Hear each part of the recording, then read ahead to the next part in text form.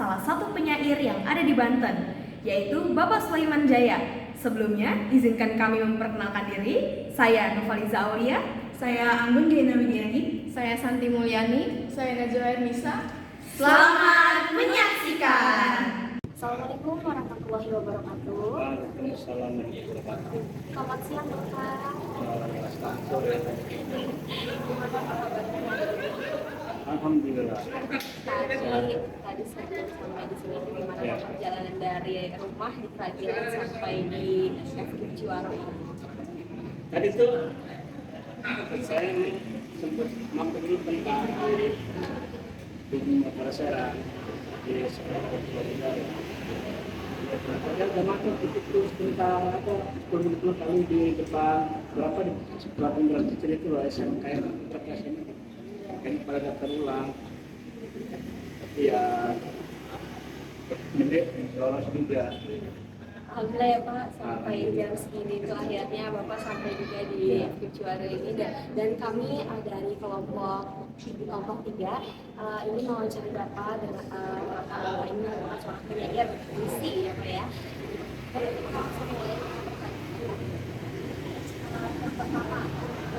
Apakah Bapak selain menerbitkan buku ini, apakah Bapak sudah menerbitkan buku di media-media yang lain? Selain ini berbentuk Sebenarnya saya memang sebelum menerbitkan buku puisi tunggal saya punya Majnun Muslim Sunni kan Surabaya tahun 2013. Saya memang sudah banyak menerbitkan puisi di media-media contohnya media Indonesia, Orang Tempo, majalah Sastra Horizon, dan yang lainnya karena juga saya menerbitkan di koran-koran yang ada di Sumatera Barat. Memang awalnya saya menang, ya, seperti saya katakan majalah Sastra Horizon, contohnya Orang Tempo, media Indonesia dan baru kemudian ada motivasi dari teman-teman untuk puisi-puisi yang pernah dipublikasi media itu dibukukan, dan alhamdulillah inisiatif teman-teman itu saya eksekusi, saya wujudkan dengan mencetak buku puisi tunggal saya sebanyak 600 eksemplar, dan alhamdulillah sudah habis. Tinggal butuh waktu lama, setahun itu sudah habis. Dipenuhi oleh teman-teman yang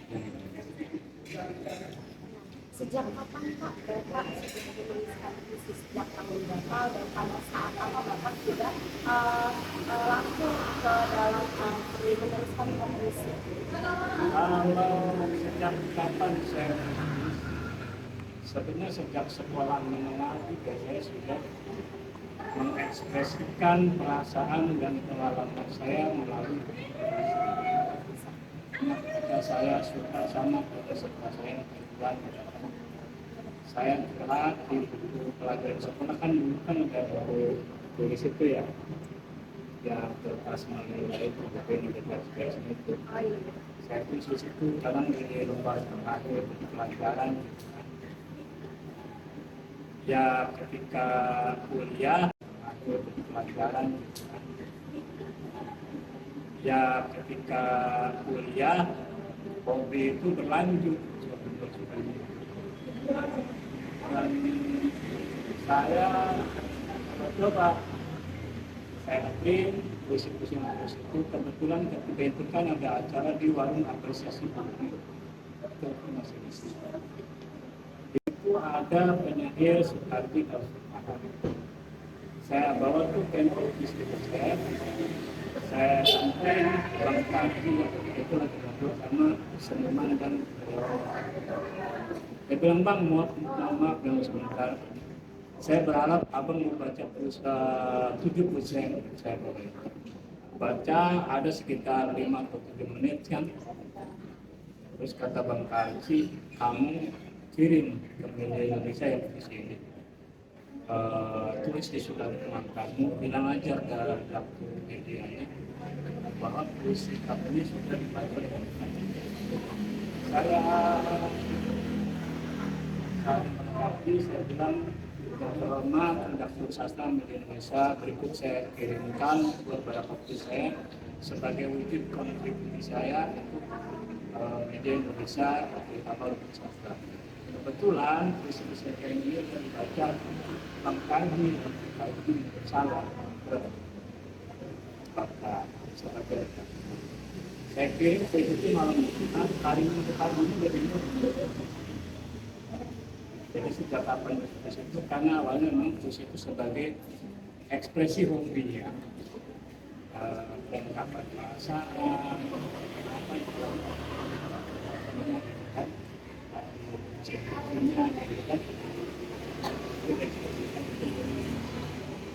saya suka sama cinta pertama saya sekelas dan kemudian cinta kedua saya pada ibu saya. Ya Allah. Ada perasaan besar gitu ya Pak waktu zaman sekolah gitu ya Pak ya.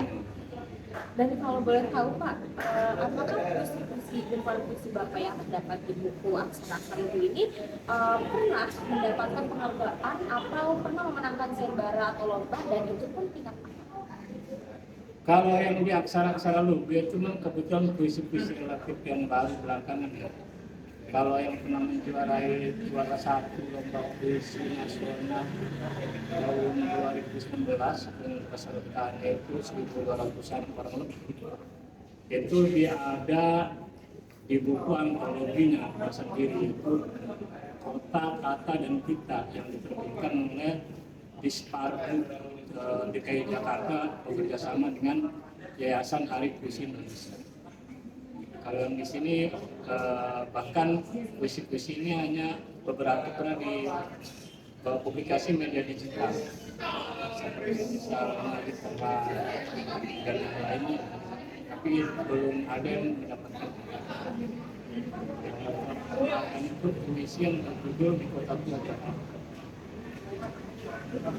Untuk puisi di Kota Tua Jakarta apakah mengalami di Jakarta seperti apa dan akhirnya Bapak menjelaskan kejadian tersebut ke dalam tulisan atau puisi? Jadi memang puisi Di Kota Tua Jakarta itu pengalaman saya berpacaran dengan perempuan Valencia Spanyol selama 1 minggu. Karena waktu dia sebagai jurnalis, akhirnya dia mengajukan proposal untuk meliput wisata di Jakarta.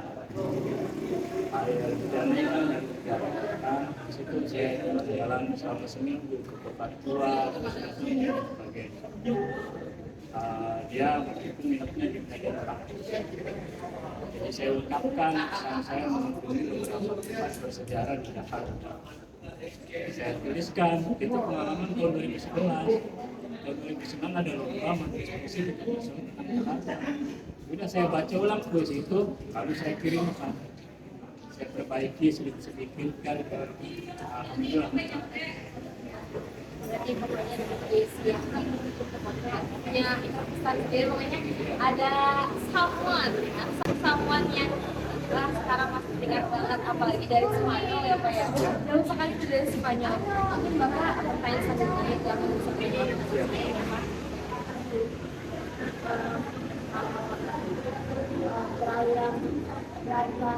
Peraliran apa sih kayak apakah naturalis intentional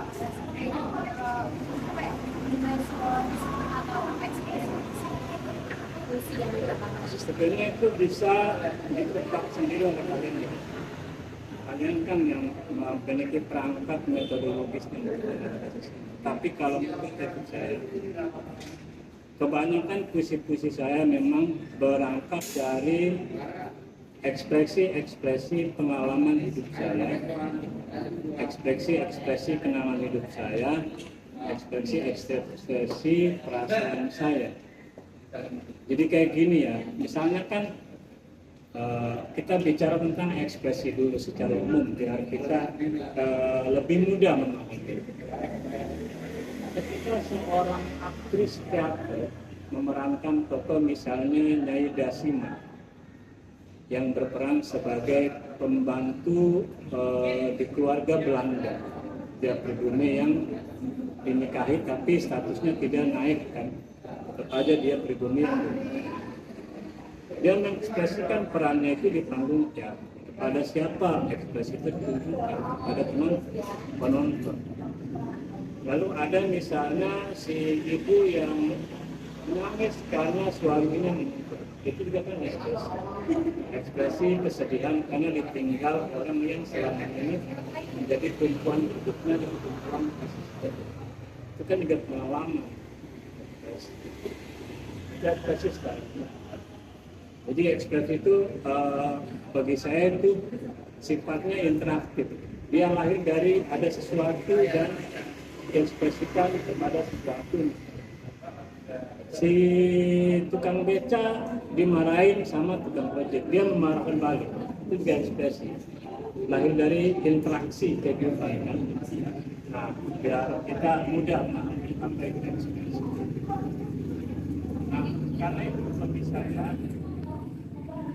kita pukul rata dulu ya. Menurut saya sebenarnya karya-karya seniman yang mungkin bisa dibilang sebagai ekspresi penyairnya, entah dia mengekspresikan pandangannya tentang hidup, entah dia mengekspresikan pengalamannya dalam hidup, entah dia mengekspresikan perasaan yang mendera jiwanya ketika menjalani hidup. Itu kan ekspresi. Lalu kita ke tingkat yang misalnya katakanlah memakai pendekatan teori. Sebutlah contoh teori pembacaan sastra M.H. Abram. Misalnya pendekatan pragmatik, pendekatan apa lagi ekspresif, pendekatan apa lagi?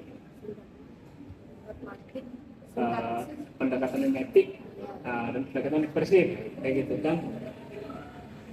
Apa yang dipahami M.H. Abram dengan pendekatan hidup di zaman seperti apa, kondisi sosial politik budayanya seperti apa.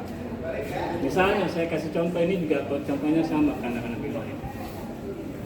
Ketika Hairil Anwar mengekspresikan diksi dan kalimat aku ini binatang jalan dari kumpulan yang terbuang, apa yang ingin dimaksudkannya? Kan kita bertanya seperti itu. Nah, kalau kita mengacu pada pendekatan ekspresif yang dimengerti oleh M.H. Abram contohnya, kita harus tahu dong Hairil Anwar ini hidup di zaman seperti apa? Di zaman pra-kemerdekaan, ketika masih terjadi kolonialisme, katakanlah pendudukan Jepang kan. Kita bisa banyak tuh melahirkan alternatif penafsiran. Oh, bisa jadi sebenarnya ini ekspresi untuk melawan pendudukan negara lain. Oh, bisa jadi Hairil Anwar ini memang dia menyatakan diri ingin keluar dari kemandegan dan kemapanan pandangan masyarakatnya.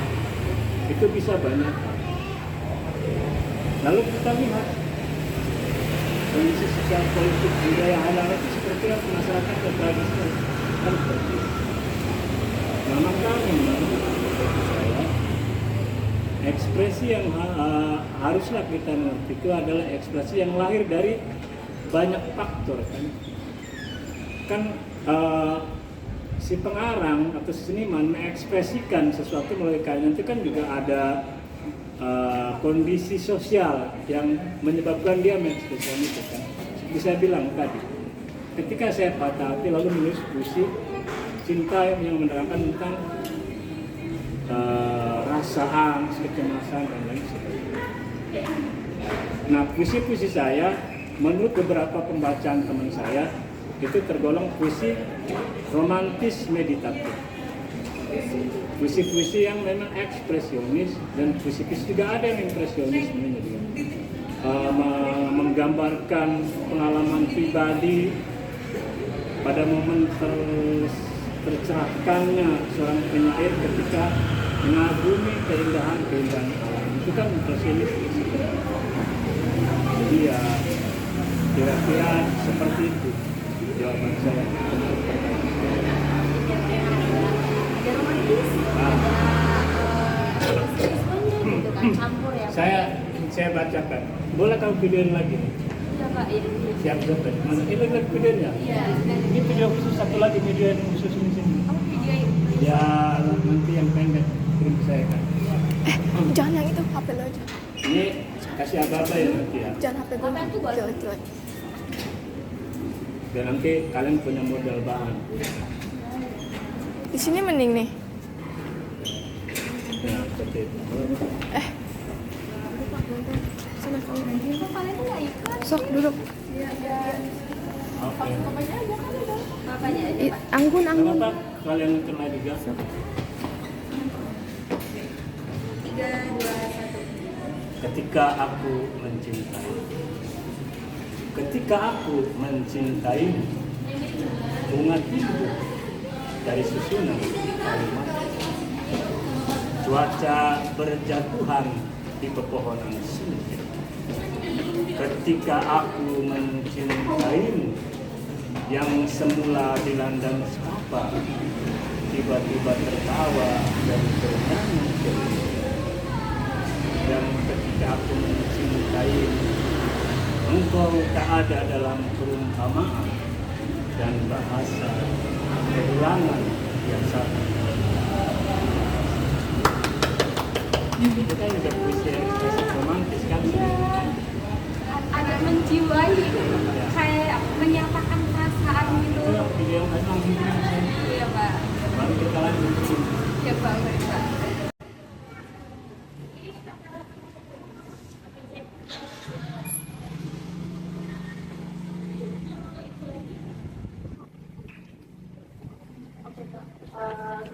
Saya telah membaca Santai dulu, kirim video dulu. Dan biasanya produksi menulis itu di musik puisi. tenang sama gitu ya Pak. Kenapa? Kesimpulan hari. Oh iya.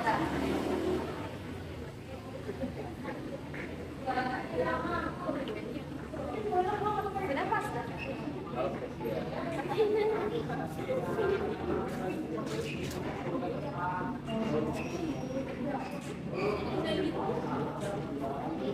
kita lihat dulu ya.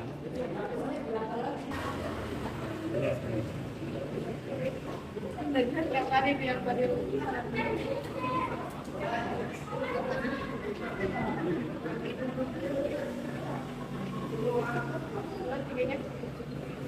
Kan ya, biar kita ini berhenti dulu. Biar oke, ready again. Ready again? Oke, Ready. let's go.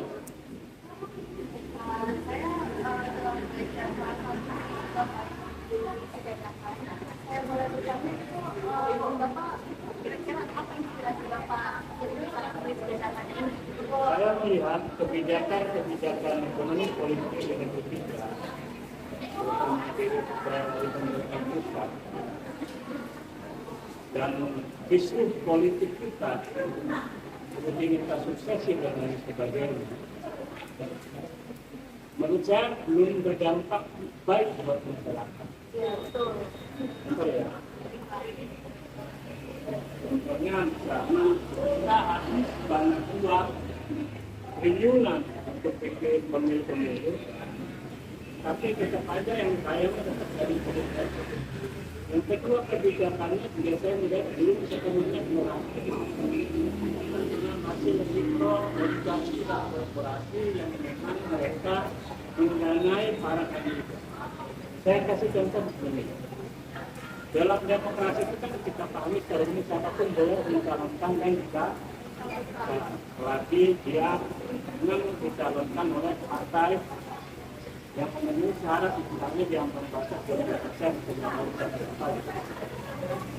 Nah kebetulan kayak Jokowi misalnya gitu kan, ini kan bukan orang yang menyuruhkan. Sementara dia kampanye aja di pemilu. Sementara kayak Jokowi paling berat pemilu. Pertama dari mana punya itu juga dari perusahaan.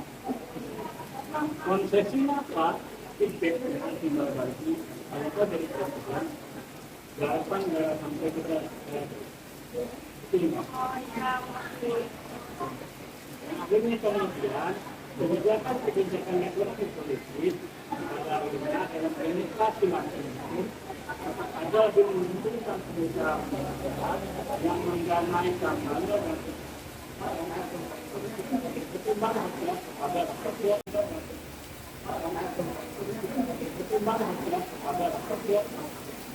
itu salah satu yang ya kita itu seperti bukan karena sakit kita itu seperti bukan karena sakit tapi kita dimiskinkan oleh sistem sosial politik di negara yang tidak memberikan kesempatan pada kita untuk bergaya yang kemudian kebijakan yang tidak memberikan ruang untuk kita untuk yang ini juga berbentuk negara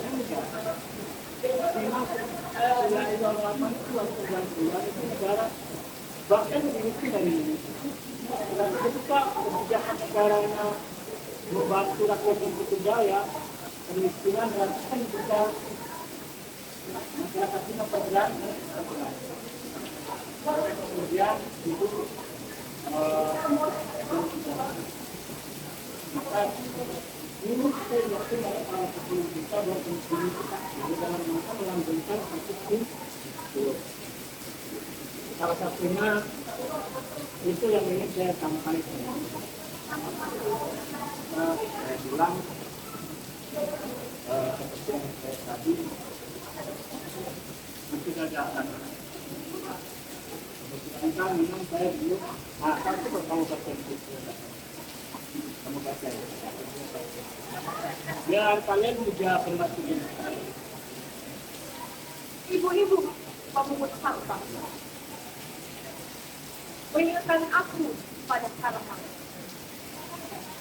waktu kuliah ratusan keserakahan atas nama bisnis dan kebebasan hak milik serta kekayaan tapi sesungguhnya ada politik dan permainan telah secara pihak orang-orang dimiskinkan oleh segelintir elit yang jualan demokrasi lewat mulut kaum akademis. Maka itu kita bilang ada di masa bahkan kita itu ya sebenarnya dalam bahasa kasar saya hanya diperalat untuk memenuhi prosedur demokrasi. Kalau contohnya kan kebijakan kita menurut saya itu yang contoh itu pertanyaan lain.